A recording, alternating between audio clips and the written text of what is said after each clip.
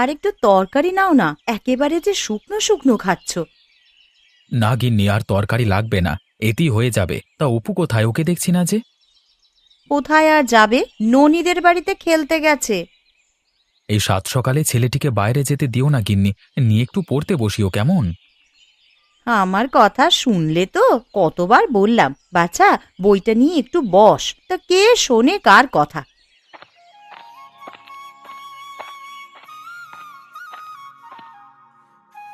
ওই যে নবাবজাদা আসছে, তা এতক্ষণে আসার সময় হলো তোমার? এই তো গেলাম মা। থাক গিন্নি, ওকে আর কিছু বলো না। হ্যাঁ, এই তোমার আশকারা পেয়ে পেয়েই না ওর মাথাটা বিগড়েছে। বাবা, ও বাবা, খবর শুনেছ? আগামী শনিবার পলাশডাঙ্গায় মেলা বসবে, ওখানে যাবেন আমাকে নিয়ে? এত কাছে মেলা হচ্ছে, আর তোকে কি না নিয়ে যাওয়া যায় বাবা? বেশ, যাবক্ষণ। এখন আমার সাথে বস, দুটো খেয়ে নে। হ্যাঁ হ্যাঁ, তাই বসো, কে তোমায় পাঠশালায় যেতে হবে। দাও গিন্নি, মাছের মুড়োটা উপর পাতে দাও, বাছা আমার মুড়ো খেতে খুব ভালোবাসে। এ বেলায় খেতে হবে না, এখন মুড়ো খেতে অনেক সময় লেগে যাবে, পাঠশালা থেকে ফিরে খেও। ঠিক আছে মা, মুড়ো আমি পরেই খাবো, এখন শুধু মাছ ভাত খেয়ে নি।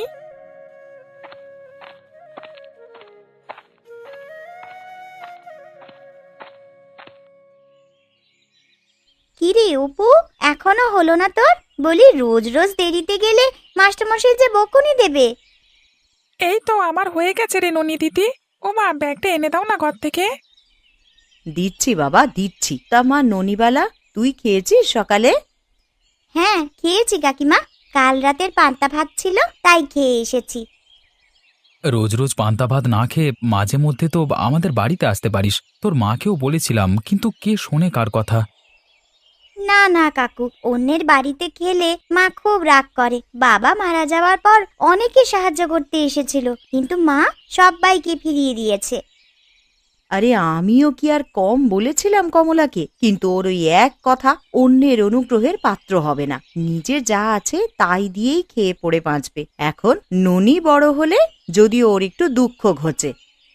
আমরাও তাই চাই, তুই বড় হয়ে চাকরি করে মায়ের দুঃখ দূর করবি। তোমরা আশীর্বাদ করো কাকু, আমি যেন পড়াশোনা শেষ করে ভালো একটা চাকরি পাই।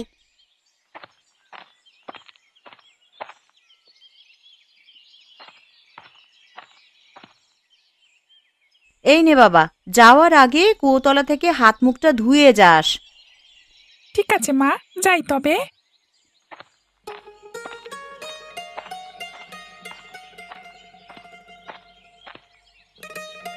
আজকে তাড়াতাড়ি পাঠশালা ছুটি হয়ে গেছে, প্রতিদিন এমন হলে অনেক মজা হতো, তাই না রে অপু? মাস্টার মশাই আজকে শহরে যাবেন বোধহয়, তাড়াতাড়ি ছেড়েছেন ওর জন্য। রোজ রোজ তো তিনি শহরে যাবেন না, তা শনিবারে কি ছুটি দেবে মাস্টার মশাই? ওদিন দিলেও ভালো হতো। সে কি রে, শনিবারে আবার কি হবে? জানো না তুমি, ওদিন যে পলাশডাঙ্গায় মেলা বসবে। তাহলে তো যেতেই হয়, কিন্তু মেলাতে গিয়ে কি করব? মায়ের হাতে একটাও পয়সা নেই যে গিয়ে কিছু কিনবো। বাবা আমাকে নিয়ে যাবে, সেদিন তুমিও আমাদের সাথে যেও। আচ্ছা, মাকে বলে দেখবো খন। এখন চল বাড়ি যাই। আচ্ছা দিদি, এই বড় ঘরটা কিসের? চারপাশ দিয়ে দেওয়াল তোলা। ওটা নতুন কারখানা রে, রায় বাহাদুর এটা নতুন খুলেছেন। কারখানা? কিসের কারখানা ওটা? মায়ের মুখে শুনেছি চামড়ার কারখানা এটা, বিভিন্ন পশুর চামড়া থেকে পোশাক তৈরি করা হয়। চামড়া দিয়েও পোশাক তৈরি করা যায় নাকি? আগে তো শুনিনি। আরে শুধু পোশাকই নয়, জুতাও তৈরি করা হয় চামড়া দিয়ে, ওসব শহরে বড় বড় বাবুরা কিনে পড়ে। আমি বড় হলে ওরকম একজোড়া জুতো কিনবো, তোমাকেও কিনে দেবক্ষণ। ঠিক আছে, সে পরে দেখা যাবে খন। এখন চল, বাড়ি ফিরতে হবে তো। ওদিকে মা আবার যাবে ঘুঁটে কুড়োতে, তাকে গিয়ে সাহায্য করতে হবে তো। বেশ, তাই চলো।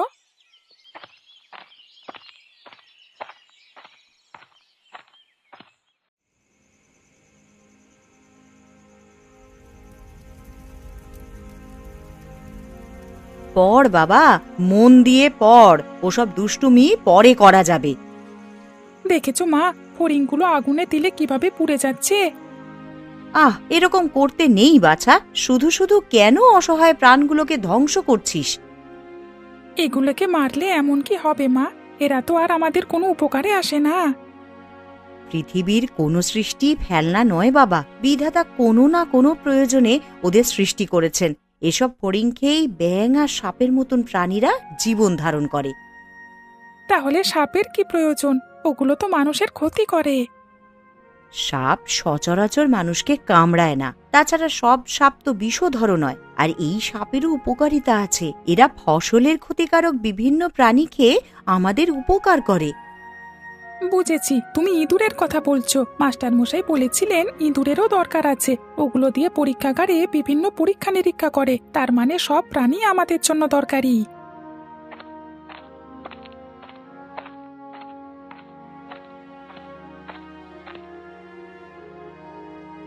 তা কি পরীক্ষা করা হচ্ছে বসে বসে? এখনো পড়া শেষ হয়নি? রাত তো অনেক হলো। তোমার জন্যই অপেক্ষা করছিলাম বাবা। মা বলল তুমি এলে একসাথে খাবো, ততক্ষণ পড়তে। আরে পড়তে বসলে কি আর ওর প্রশ্নের শেষ আছে? একের পর এক প্রশ্ন করে আমায় পাগল বানিয়ে ফেলে। প্রশ্ন করা ভালো গিন্নি, এতে শিশুদের জানবার আগ্রহ তৈরি হয়। তা তোমার হাতে ওটা কি? চিঠি মনে হচ্ছে। হ্যাঁ, এটা চিঠি। পোস্টমাস্টার পথে পেয়ে দিয়ে দিল। চিঠি? কে পাঠালো বাবা ওটা? তোমার বড় কাকু। খুলে দেখো তো গিন্নি কি লিখলো। হ্যাঁ, দাদাই লিখেছে। শুভ আর জয়াকে নিয়ে। সামনে রোববার ওরা আসছে আমাদের বাড়িতে। সে কি বলল? দাদা বৌদি আসবে না? সে নিয়ে তো কিছু লেখেনি। বলেছে শীতের ছুটিতে জয়া শুভর স্কুল বন্ধ থাকায় ওদের কদিনের জন্য গ্রামে পাঠাবে। তোমাকে রবিবারের সকালে ট্রেন থেকে ওদেরকে নিয়ে আসতে বলেছে। এতটুকু ছেলে মেয়ে এত দূর একা একা আসবে? আরে শহরের ছেলে মেয়ে বলে কথা। আর একা কোথায়? দাদা এসে ট্রেনে তুলে দেবে, তুমি গিয়ে ওদেরকে নামিয়ে নিয়ে আসবে। বেশ, আমাকে তবে রবিবার সকালে মনে করিয়ে দিও। ভুলে গেলে ওরা আবার অন্য স্টেশনে চলে যাবে। এতদিন পর ওরা আসবে, ভালো মন্দ তো কিছু খাওয়াতে হবে। তুমি এখন থেকেই তার বন্দোবস্ত করো। এ আর এমন কি, ঘরে হাঁস মুরগি আছে, ওসব রেঁধে খাওয়াবে। আর আমি কুবেরকে বলে দেব নদীর মাছ দিয়ে যেতে।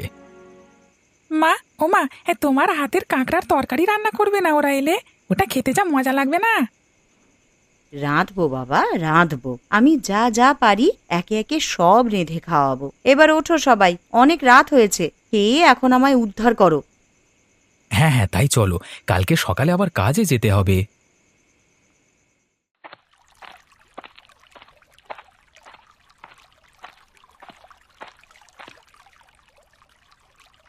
কি রে অপু, আজ আমায় না বলে একা একাই চলে এলি? তা কটা মাছ পেলি এতক্ষণে?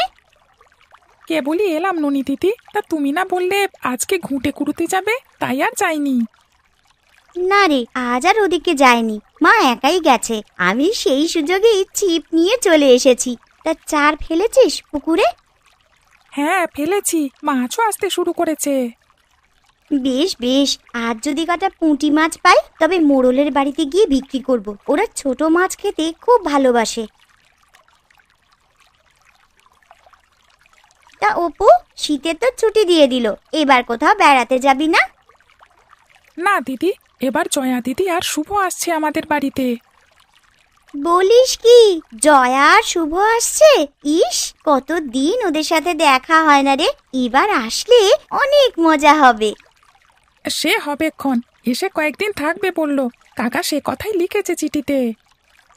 বেশ বেশ, গতবার এসে ওরা বিলের ওই পারে ঘুরতে যেতে চেয়েছিল, তখন তো যেতে পারেনি। এবার সেখানে যেতে পারবো। হ্যাঁ দিদি, খেজুরের রসও খাওয়া যাবে। ওরা এলে আমরা একদিন পিকনিক করব, কেমন? তা করা যায়। পুকুর থেকে মাছ ধরবো আর বাকি সব বাড়ি থেকে নিয়ে আসবো।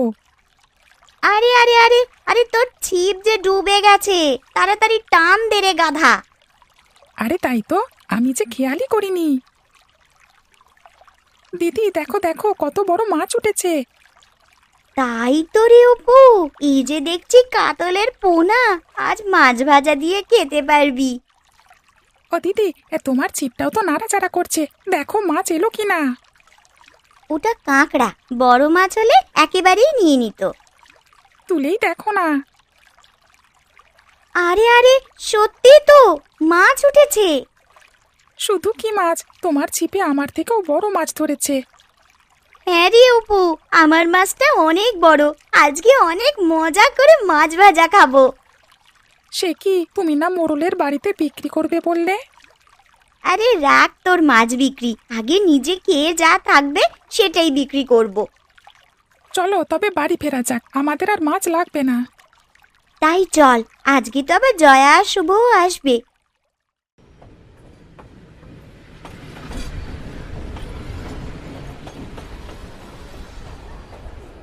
বাবা, বাবা ট্রেন চলে এসেছে, ওর মধ্যে জয়া দিদি আর শুভ আছে। হ্যাঁ রে অপু, আমি ওদের দেখেছি। আরে আরে তাই তো, চলো ননি দিদি গিয়ে ওদের নিয়ে আসি। ওই তো জয়া দিদি, বাবা বাবা দেখছো ওদের? ওই তো ওরা নেমে আসছে। আয় মা আয়, তোদের আসতে কোনো অসুবিধে হলো না তো? না কাকু, বাবা টিকিট কেটে ট্রেনে তুলে দিয়েছিল, ভেতরে আর কোনো সমস্যা হয়নি। তা কাকিমা কেমন আছে? ভালো আছে মা। তোর বাবা মা আসেনি কেন? ওনাদের একটা কাজ পড়ে গেছে, তাছাড়া আমাদের ছুটিও তো বেশি দিন নেই, সেই জন্য আমাদেরকেই পাঠিয়ে দিল। বেশ করেছিস এসে, এই শীতে তোদেরকে নিয়ে অনেক মজা করব। হ্যাঁ দিদি, আর কদিন আগে আসলে পলাশডাঙ্গার মেলাটা দেখতে পারতে। আর কোথাও মেলা হবে না, শহরে মেলা হয়, কিন্তু গ্রামের মতো এত সুন্দর জিনিসপত্র পাওয়া যায় না। সে আমি খোঁজ নিয়ে দেখব। এখন বাড়ি চল, তোর কাকিমা তোদের জন্য অপেক্ষা করছে তো। তাই চলো কাকু, আমাদেরও খুব খিদে পেয়েছে।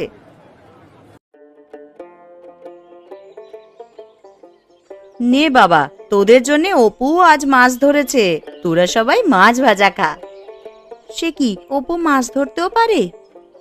হ্যাঁ দিদি, আর বছর সাঁতারও শিখেছি, এখন সাঁতরে নদীর এপার থেকে ওপারে যেতে পারি। আমাকেও সাঁতার শেখাবে অপু? আমি না সাঁতার জানি না। এই আর এমন কি, ঘোষেদের পুকুরে নামলেই শিখে ফেলবে, আর পোকায় খাওয়া ফল খেলে আরো তাড়াতাড়ি শিখবে। ও সব ফলমূল খেতে পারবো না বাবা, এমনি যদি শেখা যায় তবে শিখবো। বেশ, তাহলে আমি কালকে তোমাদের নিয়ে ঘোষেদের পুকুরে যাব। ও গিন্নি, আর কি খাবার আছে? ওদের পাত যে খালি হয়ে গেছে। এই বেলা মাংস রান্না করেছি, আর ডাল আছে। মাংস খাবো না কাকিমা, ওগুলো শহরে প্রতিদিন খাই। তুমি আমাদের জন্য গ্রামের সব খাবার রান্না করো। ও মা, তোমাকে বলছিলাম কাঁকড়ার তরকারি রান্না করতে, করনি বুঝি?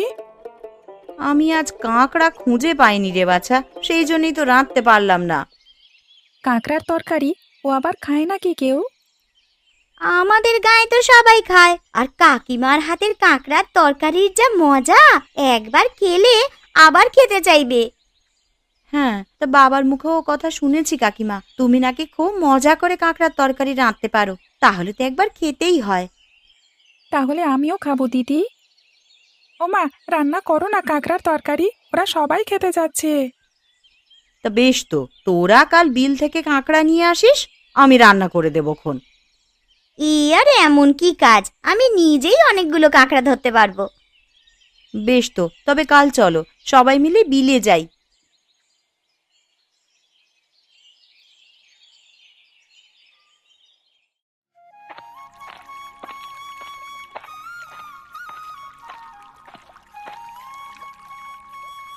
দিদি, তুমি এতক্ষণে এলে, আমরা সেই সকাল থেকে তোমার জন্য অপেক্ষা করছি। আর বলিস না রে, মায়ের সব কাজ শেষ করে তবে আসতে হলো। তা তোদের কাঁকড়া ধরা কত দূর, এখনো ধরিসনি বুঝি? আরে কাঁকড়া ধরা কি আর আমাদের সাধ্যে? সারা সকাল খুঁজে একটাও কাঁকড়ার দেখা পাইনি। এইভাবে জলের উপর থেকে খুঁজলে হবে না, জলের নিচে কাঁকড়ার বাসা আছে, সেখানে খোঁজ করতে হবে। ওসব তুমি ভালো খুঁজতে পারবে, এখন তাড়াতাড়ি চলো খোঁজা শুরু করি। তাই চল। না রে, আজকে একটাও কাঁকড়া পাওয়া যাচ্ছে না, কিন্তু অন্যান্য দিন এখানে অনেক কাঁকড়া পাওয়া যায়। হ্যাঁ গো, ওদের জন্য জলেও নামা যায় না, সুযোগ পেলেই আঙুলে চিমটি কাটে। এখন কি করবে দিদি? তবে কি আমরা খালি হাতে বাড়ি ফিরে যাব? ইস, কত শখ করেছিলাম কাকিমায়ের হাতে কাঁকড়ার তরকারি খাবো, তার দেখছি হলো না। না না, এত সহজেই ধৈর্য হারিও না জয়া। এসো আরো কিছুক্ষণ খোঁজাখুঁজি করে দেখি। তাই চলো দিদি।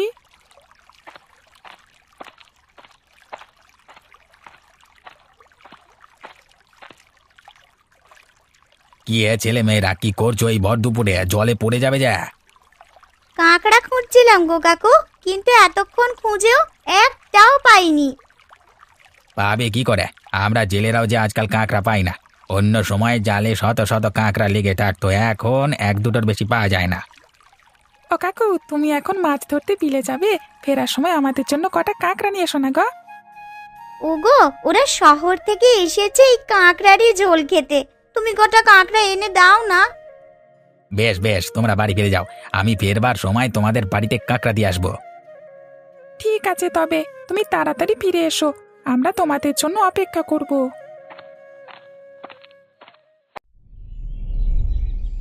নে বাছা, তোদের জন্য খেজুর গুড়ের পিঠে বানিয়েছি, সবাই পেট ভরে খা। আহা, তোমার পিঠের গন্ধ শুকেই পেট ভরে যাচ্ছে কাকিমা। এরকম মজার গন্ধ আগে কোনো পিঠে পাইনি।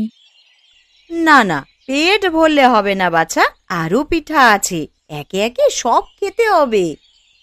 তা সকালবেলায় তোরা কাঁকড়া ধরতে গিয়েছিলিস দেখলাম, পেলি কিছু?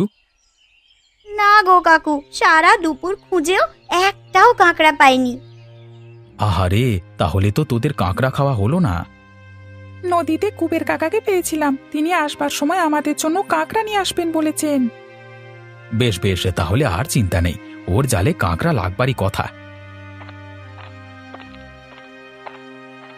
বিমলদা, আরে ও বিমলদা, বাড়িতে আছো নাকি? এই যে কুবের, তোমার কথাই বলছিলাম, তা কাঁকড়া পেয়েছো কিছু? না গো দাদা, তেমন পাইনি, 4-5টা পেয়েছি, তাই নিয়ে এলাম। সে কি কথা, এত বড় জালে মাত্র 5টা কাঁকড়া? কি বলবো বৌদি, কাঁকড়া তো দূরের কথা, এই কদিন জালে মাছই লাগছে না কচু পোড়া, ছেলে মেয়ে নিয়ে না খেয়ে থাকবার মতো অবস্থা। আরে এমনটি তো হওয়ার কথা নয়, এই নদীতে এত মাছ, আর তোমার জালে কিনা মাছ ধরে না। সত্যি বলছি দাদা, রায় বাহাদুরের ওই কারখানাটা হওয়ার পর থেকে মাছ এবং কাঁকড়া কমে গেছে, জলে নেমে খুঁজলে একটাও পাবে না। কারখানার সাথে মাছ আর কাঁকড়ার সম্পর্ক কি? ও তো গরুর চামড়ার কারখানা। সম্পর্ক আছে কাকা, আমরা বইতে পড়েছি কারখানা দিলে আশেপাশের জলাশয়ের জল দূষিত হয়ে যায়। আচ্ছা, ওই কারখানার বর্জ্যগুলো কি নদীতে ফেলা হয়? হ্যাঁ, হোস পাইপের সাহায্যে সবকিছু নদীতেই ফেলা হয়। আরে ওগুলোর জন্যই তো আর নদীর জলে কিছু করা যায় না। আগে কি টলমলে জল ছিল, আর এখন ও জলে পা ধুলেও গন্ধ বার হয়। বুঝেছি, তাহলে ওই কারখানার ক্ষতিকারক বর্জ্য পদার্থের জন্যই নদীর জল দূষিত হয়ে যাচ্ছে, আর সেই জন্যই মাছ সহ অন্যান্য জলজ প্রাণীর সংখ্যা কমে যাচ্ছে। হায় বিধাতা, তাহলে আমাদের কি হবে? সারা জীবন ওই নদীর উপর নির্ভর করেছি, এখন যদি নদীর জল দূষিত হয়ে যায়, তবে উপার্জন করব কিভাবে? বউ বাচ্চা নিয়ে যে পথে বসতে হবে আমার। এটা শুধু তোমার জন্য হুমকি স্বরূপ না কুবের, সারা গাঁয়ের মানুষের জন্য ক্ষতিকারক। এই নদীর জল দূষিত হলে আমরা আর তরতাজা মাছ খেতে পারবো না, ফসলের জমিতেও চাষাবাদ করা যাবে না। সে কি কথা, তাহলে যে মহা বিপদ হয়ে যাবে। এখন উপায়? উপায় একটাই, রায় বাহাদুরকে বুঝিয়ে সুঝিয়ে এই কারখানাটা বন্ধ করতে হবে, তাহলে এই সমস্যা থেকে পরিত্রাণ পাওয়া যাবে। ওনার এত বড় ব্যবসা, আমাদের কজনের কথা কি আর তিনি শুনবেন? ওনাকে শুনতেই হবে, পারলে গায়ের সবাই ওনাকে হাতে পাতে ধরবো। আমার কাছে একটা বুদ্ধি আছে, সেই মতন কাজ করলে সহজেই রায় বাহাদুরের মন জয় করা যাবে, আর তিনিও তোমাদের সব কথা মেনে নেবেন। কি বুদ্ধি মা, বলো? শুনেছি কাকিমা খুব ভালো কাঁকড়ার তরকারি রান্না করেন। যদি কোনোভাবে রায় বাহাদুরকে নিমন্ত্রণ করে তা খাওয়ানো যায়, তবে নিশ্চয়ই তিনি ওই তরকারির ভক্ত হয়ে যাবেন, আর সেই সুযোগে তাকে নদী দূষণের কথা বলে কারখানাটি বন্ধ করা যাবে। উত্তম প্রস্তাব দিয়েছ, তাহলে আমি আজকেই রায় বাহাদুরের কাছে নিমন্ত্রণ নিয়ে যাচ্ছি। ওগো, আমি কি এত ভালো তরকারি রান্না করতে পারবো? উনি কত বড় মানুষ, কত ভালো ভালো জায়গায় খেয়ে এসেছেন, আমার রান্না করা খাবার কি ভালো লাগবে? অবশ্যই তোমার তরকারি পছন্দ হবে বৌদি, তুমি কেবল কাঁকড়াগুলো রান্না করো, মনে রাখবে তোমার এই কাঁকড়া রান্নাই আমাদের বাঁচাতে পারবে। কুবের ঠিক কথাই বলেছে গিন্নি, তুমি একবার চেষ্টা করে দেখোই না। বেশ, তাহলে তুমি রায়বাহাদুরকে রাতের খাবারে নিমন্ত্রণ দিয়েই এসো। আমি সব জোগাড় যন্ত্র করছি। দাদা চলো চলো, আমিও তোমার সাথে যাব।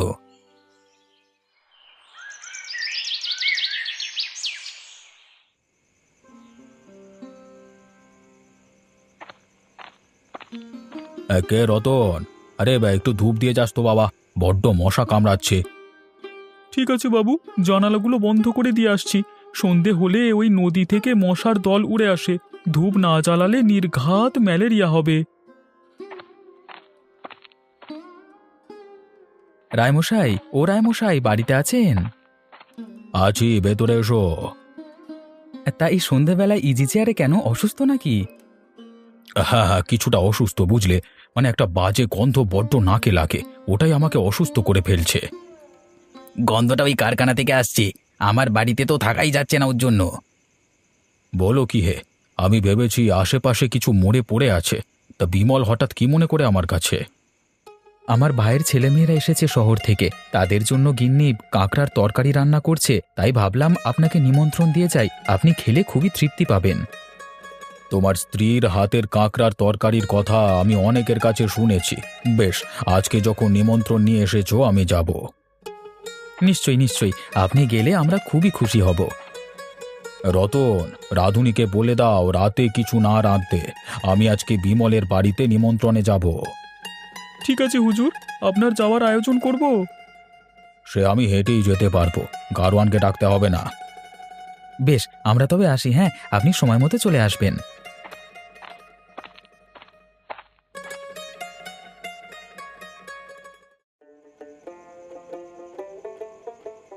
তা তোমাদের সব প্রস্তুত তো বৌমা? আমার কিন্তু বড্ড খিদে পেয়েছে। হ্যাঁ বাবু, আমি এক্ষুনি খাবার পরিবেশন করছি। কাঁকড়ার তরকারিটা আগে দাও গিন্নি, আরে পরে খেলে আর জিভে স্বাদ থাকবে না তো। বেশ বেশ, তাই দাও, ওটা খাওয়ার জন্যই তো আমি এসেছি।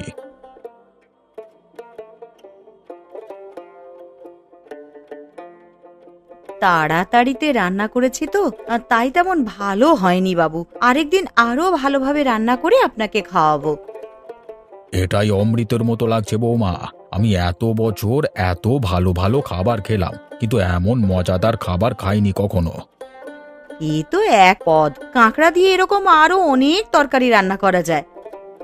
বেশ বেশ, তাহলে সবগুলো আমাকে রেঁধে খাওয়াবে কেমন? সে আর হবে না বোধহয়, আমাদের নদীতে কাঁকড়ার বড় অভাব।